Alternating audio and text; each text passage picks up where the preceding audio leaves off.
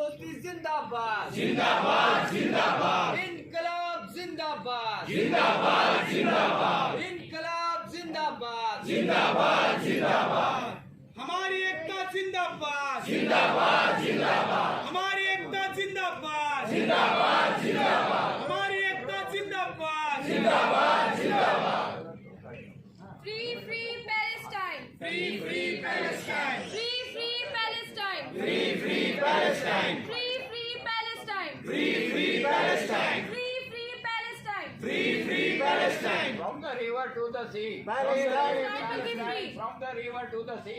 Palestine will be free! From the river to the sea! Palestine will be free From the river to the sea! Palestine will be free From the river to the sea! Palestine will be free Israel नमस्कार।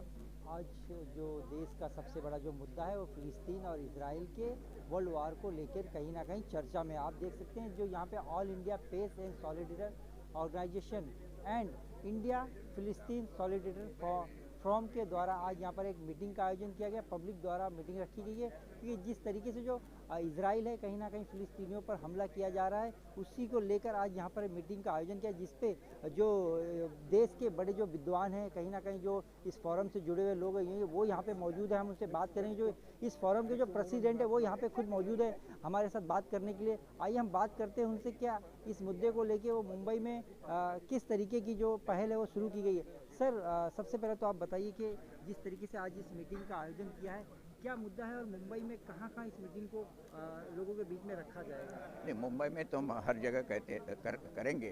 पहले कुछ दिन पहले जो इनका मुंबई मराठी पत्रकार संघ है उसके हॉल में हमने लोगों ने एक मीटिंग ली, मगर हम ये चाहते हैं कि यानी मैदान में हो या जुलूस वगैरह निकले, मगर पुलिस हमको परमिशन नहीं दे रही है। जिस तरह से फिलिस्तीन के समर्थन में यहाँ पर पीसफुल करना या उनके लिए यहाँ पे रैलियाँ करना उस पर मनाही है, उसके बीच इस तरीके का एक ऑर्गेनाइजेशन आयोजन करना है, कैसा आप कर सकते हैं? नहीं, हम तो ये करेंगे, हम लीगली करेंगे, सब ये करेंगे। हमने रिक्वेस्ट की है पुलिस को, तो ऐसा नहीं होना चाहिए करके। हमारा देश पहले से ही फिलिस्तीन जनता के साथ था।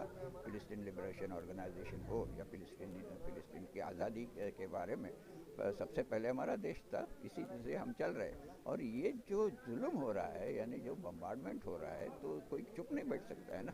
यहाँ गाज़ा में हॉस्पिटल्स में बॉम्ब डाल रहे हैं, रेसिडेंशियल प्लेसेस में बॉम्ब डाल रहे हैं। अभी इसराइल के जो सैनिक है वहाँ घुसे हैं और इनडिस्क्रिमिनेट, आपने वीडियो अगर देखे होंगे, इनडिस्क्रिमिनेट फायरिंग कर रहे हैं, भले बच्चे हो या बूढ़े लोग हो, उनको गोली मार दे रहे हैं। ये तो जुल्म है ना, ये बारबारिज्म है, ये वॉर, इसको वॉर क्रिमिनल करके ट्रीट करना चाहिए। तो ये जो उनका रूप है वो बंद होना चाहिए करके, और उसमें इंटरवेंशन करना चाहिए। और इसमें दो चीज़ है, इंटरवेंशन यूएनओ की तरफ से भी होता है, मगर इसराइल कोई यूनाइटेड नेशंस का रेजोल्यूशन मानता नहीं। दूसरी एक बात है, जो सॉलिडारिटी है, जनता की ताकत बहुत मजबूत है। जैसे वियतनाम की जब जंग चल रही थी तो अमेरिकन जनता, अमेरिकन स्टूडेंट उसके खिलाफ रास्ते में उतरे और लाखों के जुलूस निकाले, और दुनिया के भर में भी लाखों के जुलूस निकाले, उसका असर हो गया।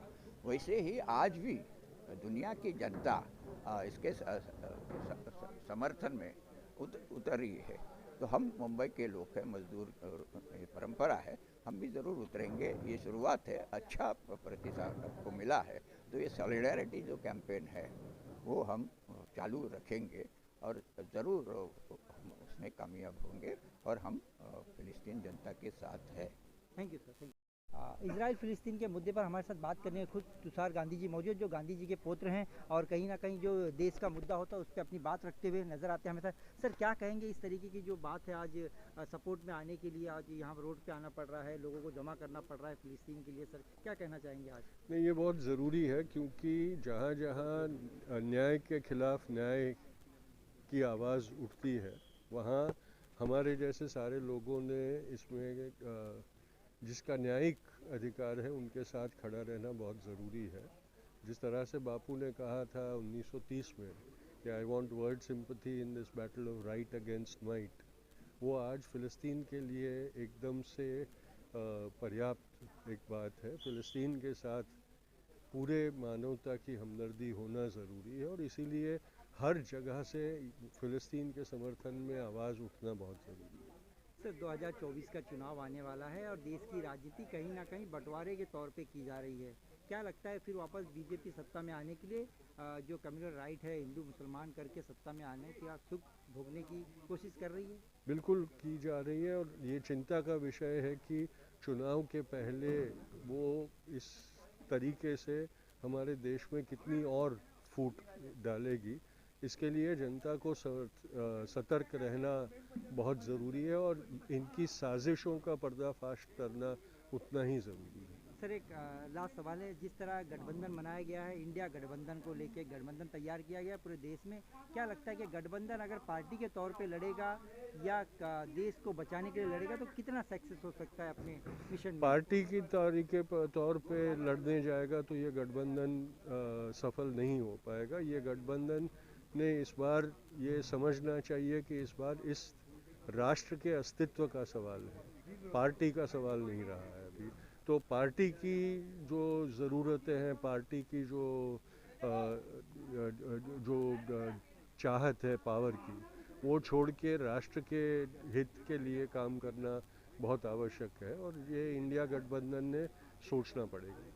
क्या जो अब ये फ़िलिस्तीन का मुद्दा जैसे आज़ाद मैदान में करने का प्लान चल रहा है, अगर वहाँ से क्या देश में परिवर्तन की भी लहर बहेगी आपके द्वारा? देखिए, फ़िलिस्तीन का मामला जो है वो अंतर्राष्ट्रीय है और देश का जो मुद्दा है वो हमारा खुद का मुद्दा है। वो दोनों को मर्ज करने की ज़रूरत मैं नहीं देखता हूँ। ये अपनी जगह पे अलग तरीके से इसको हमने डील करना ज़रूरी है। हाँ, लेकिन भारत में भी क्रांति की ज़रूरत है और उस क्रांति की मशाल को सुलगाने के लिए कहीं ना कहीं से तिनका देना ज़रूरी होता है। बहुत बहुत